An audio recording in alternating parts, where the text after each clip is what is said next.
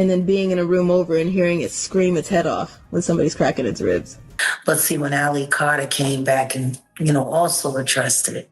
Alli Carter reveals who's hunting her after Diddy's win, not Diddy sending his people to finish off Alli Carter for giving the prosecutors evidence to go after him. The crazy thing is, the prosecutors didn't even use the evidence Alli gave them, even after putting her life in danger and putting her in witness protection. Alli claims when the police reached out to her, she gave them everything they needed to go after Diddy, but they didn't use the evidence she provided because it demanded for them to go after other powerful people in the industry, something that they absolutely didn't want to do because their only target was Diddy. But Alli isn't playing around, y'all, because she is back again and she is spilling all the tea like it's her last day on earth. You see, right when the trial started, Alli was scheduled to testify. According to reports, she was victim number 3, but when it was time for her testimony, she disappeared and her name was scrapped from the list of witnesses who were subpoenaed to testify. A key witness in the Diddy trial has gone missing. This is super concerning because she is crucial for the case against one of the biggest names in music. She was actually going under a pseudonym like 3 other witnesses in the case, but she decided to waive that right and reveal her identity in her testimony. But now she's MIA. The federal prosecutors don't know where she is, her lawyers don't know where she is, and the prosecutors are using her testimony in the opening statement on May 12th. That's not that far away. For now, she's known as Victim 3, and she was subpoenaed, which means that she is required to be there. This all comes as the trial is finally underway this week. The jury will be selected by the end of the day. That's not that interesting. They're all going to remain anonymous. What is interesting is the list of celebrities who were shown to potential jurors to see if they knew them. Those names included Michael B. Jordan, Mike Myers, and Kanye West, none of whom are actually implicated in the case. At the time, no one knew she had been scooped up and put in witness protection. In fact, people thought she had been kidnapped because right before this, her house got broken into by armed men who wanted to unalive her and her family. Alli went on live crying hysterically to tell people that she was scared for her and her family's life. She even went as far as name-dropping some of the people who she believed were behind the attack, and according to her, these people leaked her address and paid goons to come after her. You get pressured, attacked, stalked, and hunted down for your own information. You get abused and re-victimized again by people who wanted to argue a back and forth this week like that fucking mattered. Okay, you had Stu Peters and Timothy Charles Homestead going back and forth, and nobody has even bothered. Not that I give a damn, and not that I understand that you guys are gonna be that selfish, but nobody has bothered to apologize for all the hell that has happened. But you guys were arguing back and forth, and in that meantime, we lost our home. You don't believe me? Here you go. What once was a full house, we were still paying rent on our house. What we were doing this whole time was moving everything because our house is gone. Our house is gone. This is the speaking out. What was our beautiful 3-bedroom acre home on 21225 Standing Rock Avenue, because everybody has the address, because organizations that were attached to Marx, Sawyer, and many other organizations decided to put out the address, my license plate to one of my cars, and many other of my So here you go. You can have it, right? Because this is what happens when you speak out. This is what happens when you tell all the truth. This is what happens when you decided to stand up for the children, and when you understand that survivors don't just get to do a seminar, and when you understand that survivors don't just get to just be and then show up somewhere and talk and monetize everything that they're saying. When you realize that that's bullshit, then you will understand. Look at the tactics and pay attention. Pay attention. I'm still not asking you for a damn thing but to wake up. I'm not asking you for a damn thing but just to get outside. I don't give a damn about money, numbers on my platforms. You can have all of it. You took everything. The only thing that I give a shit about right now is the fact that there is a baby in the way. There's babies in the way. There are people that I love that I can't get out of the way. What am I supposed to do when the people in the authority that you're supposed to go to, you can't go to them? Well, right when the trial ended and Diddy got off his RICO charges, Alli was finally allowed to come back home to her family. And the first thing she did was get on live and slam the prosecutors for playing in her face. Alli claims the feds stopped her from testifying once they clocked that the evidence she had against Diddy had more to do with his child trafficking charges and less to do with the freak-offs. But if you noticed, most of the people the prosecutors brought on the stand didn't actually speak on his crimes. They were more fixated on telling us how much Diddy loved to freak off. There was 100 witnesses on the case. And I don't know if they even got through all of those witnesses, but Maureen Comey is the prosecutor of this case, on this case in New York City. And she never asked about the children. And you know, there's so many people who wanted me to be a witness on this trial, and I want to explain jurisdiction. Alli also went off on the people who have been begging for Diddy to be released because he has kids who still depend on him. She said Diddy didn't care about the fact that she was also someone's child when he decided to essay her at 15 years old. He also didn't have any problem manipulating Cassie when she was 19, but we are supposed to feel bad for his kids. Everybody that is ready to free Diddy and be on the side of pedophiles, they keep calling Sean Combs' children, his twin daughter and his other daughter, You with me still? Yes? Okay. They keep calling them kids. The twins and the daughter is kids. They don't need to be in the case because they're kids. Cassie Ventura was not called a child. Everybody tore that woman apart because they saw a pregnant grown woman sitting on that trial telling her story that everybody covered up as she was 19 years old. People are addressing Sean Combs' kids as kids, but they won't address Cassie as a kid when this happened to her. Do you understand what I'm saying? I was 15 years old when I had dealings with Sean Combs. She was 19. You get me? Okay?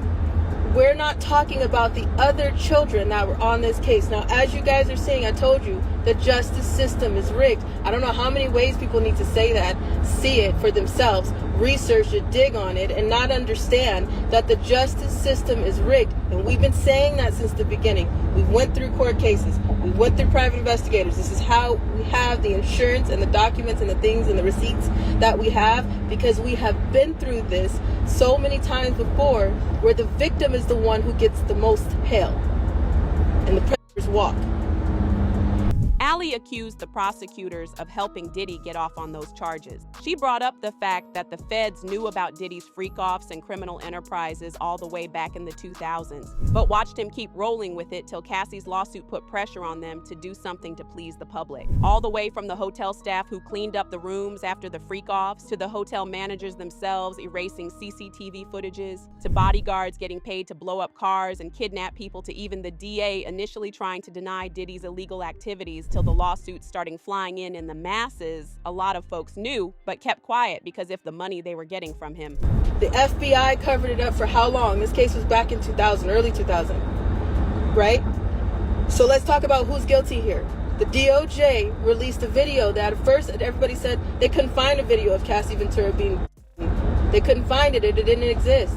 You saw one clip, and then you saw DOJ release another clip to the news. So the DOJ had that clip to begin with. So the people who are telling you that they don't have the Epstein file, they're full of shit. What other way do you want me to explain that? They're lying to you. The ones that are telling you, Pam Bondi, that she only had a little bit, it's bullshit. Bullshit.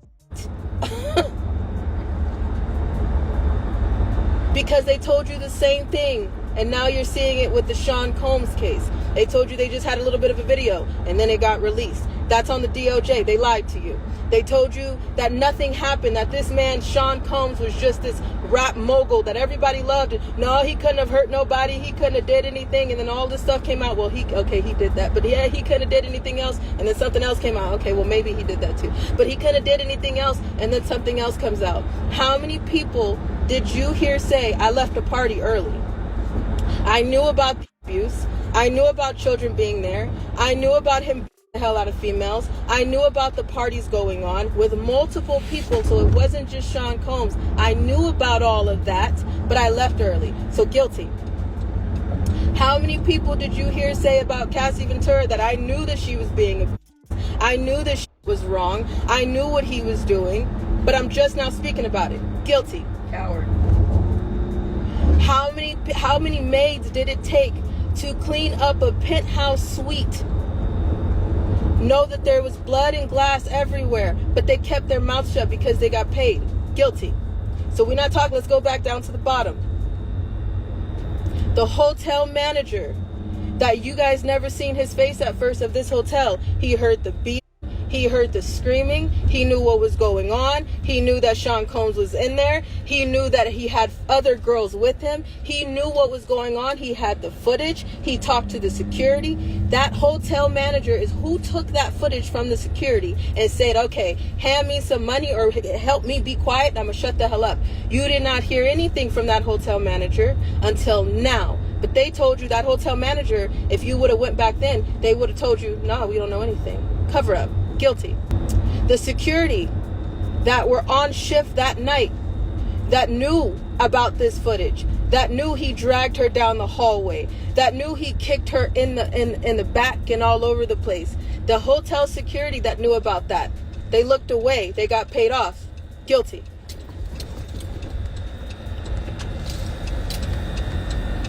How many ways now the FBI that have had all of this information for a really long time looked away from it as well. Guilty. Right from day one, Alli was less concerned with the freak offs and more focused on what Diddy was allegedly doing to the kids he was shipping in and out the country. She said some of those kids were stolen and used as a sacrifice by these celebrities for their youthful glow rituals. And the worst part, it's they were kept in metal chains the entire time. Alli didn't specify where exactly these rituals were happening, but she said she witnessed all these things herself while working in the industry, and most of these kids didn't make it out alive. And the few ones who did definitely didn't come out the same as before. Graphic. But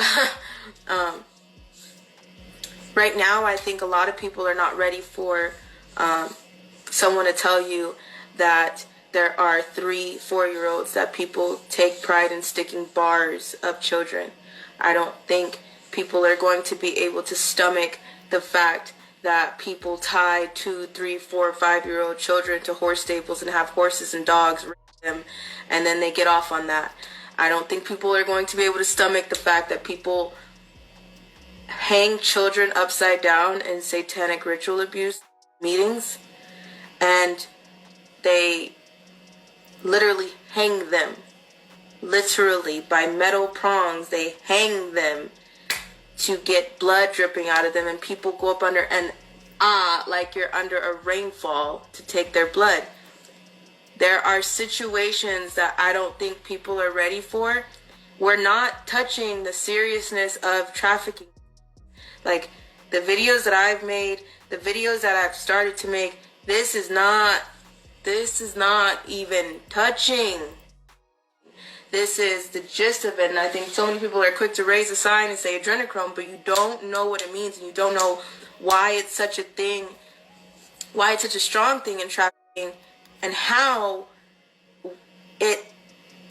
what makes it so strong. What, you know that they're drinking children's blood, but you don't know what they're doing to those children to make their blood strong enough to cause something to flip your system in order to keep you in the fountain of youth. No one believes that because it sounds like an unreal horror Disney movie that someone wrote. You know what I'm saying? It kind of is. These poor youngings were dragged into those parties without their parents or any responsible adults and made to do all these things that traumatized them for life. What's crazier is that Alli also said some of Diddy's associates had a fetish for the douche of kids, and they would handpick a few of the male kids and deliberately give them foods that would cause them to have some kind of stomach upset so that they would end up having severe diarrhea during the freak-offs. And as if that wasn't bad enough, they would make these boys lay in their poo and record it. Watching an episode called Pig Night. When I went, they tried to feed us, and I remember it because when Pig you Night. have to do Say what? orders, jobs like that, you don't eat. You're not allowed to eat. You actually have to starve yourself, because when you have to do those type of jobs. You can't eat because you will throw up. Really? If you are doing, or if you are a guy doing sex, you will shit everywhere.